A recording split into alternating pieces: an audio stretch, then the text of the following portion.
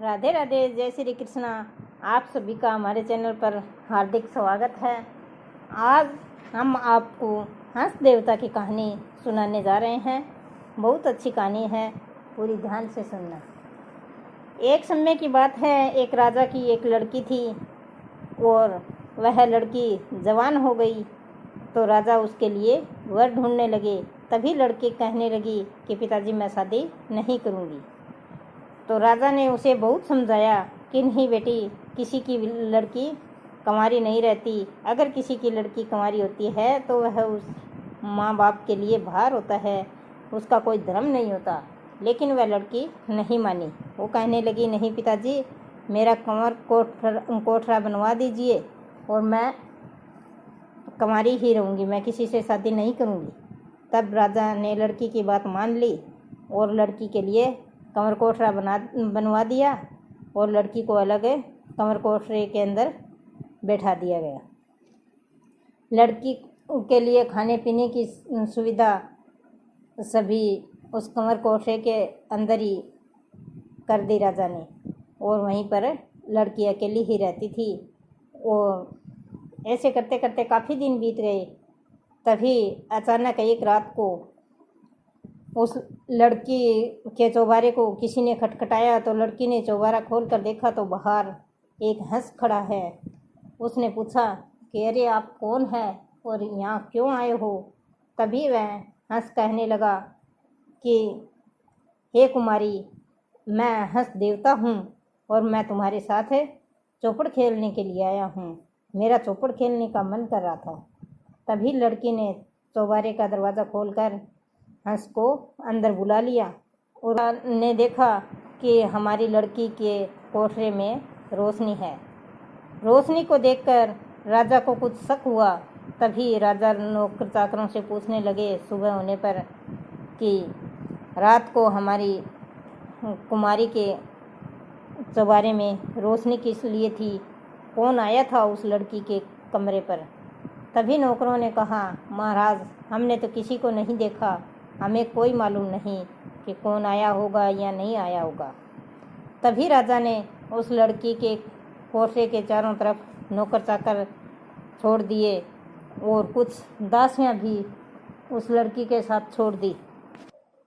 और राजा ने दासियों से कहा कि हमारी लड़की का पहरा रखना, कहीं कोई लड़की के पास आ न जाए। और उसी प्रकार वो दासियां पूरी रात भर पहरा दे रही थी। तभी आधी रात के बाद अगले दिन फिर वह हंस आ गया। हंस आते ही लड़की ने चौबारे का दरवाज़ा खोला और हंस को अंदर बुलाकर वह लड़की चौपड़ पासा खेलने लगी। अगले दिन राजा ने नौकरों से पूछा तो नौकरों ने कहा, महाराज, हमने तो किसी को नहीं देखा है। और दासियों से पूछते हैं तो दासियों को भी नहीं पता चलता कि महाराज, हमने भी किसी को नहीं देखा है। उससे अगले दिन राजा ने उस लड़की के साथ उसी कमरे के अंदर दो दासियों को छोड़ दिया और कहने लगे कि आप लड़की के कहने पर भी बाहर नहीं आओगी, लड़की के साथ ही रहना है, तुम्हें पता होना चाहिए कि लड़की के पास कौन आ रहा है। अगले दिन फिर उसी प्रकार हंस देवता आधी रात के बाद आए और लड़की के साथ चौपड़ खेल करके वो सुबह जल्दी उठ करके चले जाते हैं। जैसे ही दिन निकलता है उससे पहले हंस देवता वापस चले जाते हैं। तो दासियों ने बताया कि महाराज, एक पक्षी आता है सफ़ेद सा, हमें नहीं मालूम वो कौन पक्षी है, लेकिन वो आता है और कमरे के अंदर आने के बाद उसका इंसान बन जाता है और वही आपकी लड़की के साथ पूरी रात भर चौपड़ खेलता है। आधी रात के बाद वह आता है और पूरी रात भर चौपड़ खेल करके और सुबह दिन निकलने से पहले वह वापस चला जाता है।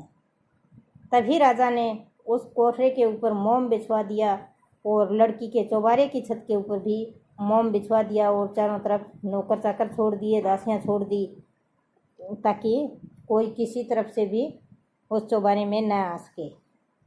फिर भी हंस देवता आए और आ करके उस कोठरे के ऊपर बैठे तो बैठते ही हंस की पंख जो थी वह उस मोम के अंदर फंस गई, क्योंकि गर्म मोम था और उसके पंख जो थे वो चिपक गए। चिपकने पर हंस उड़ न सके। जब वह लड़की उस हंस को मोम में से निकालती है तो उसके एक पंख टूट जाती है और उसी कारण से वह हंस जो है सुबह उड़ नहीं सकता। तो लड़की ने अपने चौबारे के अंदर ले जाकर उस हंस को बैठा दिया और रात भर उसके साथ चौपड़पासा खेली। और सुबह होने से पहले लड़की ने सोचा कि आज हंस तो उड़ नहीं सकता, और अगर पिताजी को पता चलेगा कि ये अपनी लड़की के साथ चौपड़पासा खेलता है तो राजा इस हंस को मरवा देंगे।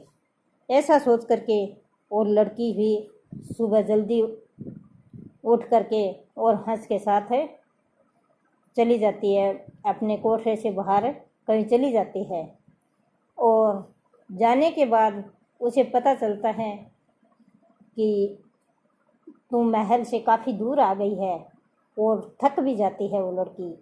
थकने पर कहीं पेड़ के नीचे वह बैठ करके विश्राम करती है, और उसके साथ वह हंस भी होता है। तो वह हंस को लेकर के उस पेड़ के नीचे बैठ जाती है। उस पेड़ के ऊपर एक चकवा और एक चकवी, दो पंछी बैठे हुए होते हैं। तो चकवा चकवी आपस में बातें कर रहे होते हैं। चकवी कहती है कि कहो ने चकवे बात कटे न रात। तो चकवा कहता है कि घर बीती कहूँ या फिर पर बीती। तो चकवी कहती है कि घर बीती क्या बात होती है पतिदेव, घर बीती तो हम हमेशा ही करते हैं, नमक मिर्ची की बात है, इसकी क्या बात करनी होती है, आज तो आप हमें पर बीती ही बात सुनाइए।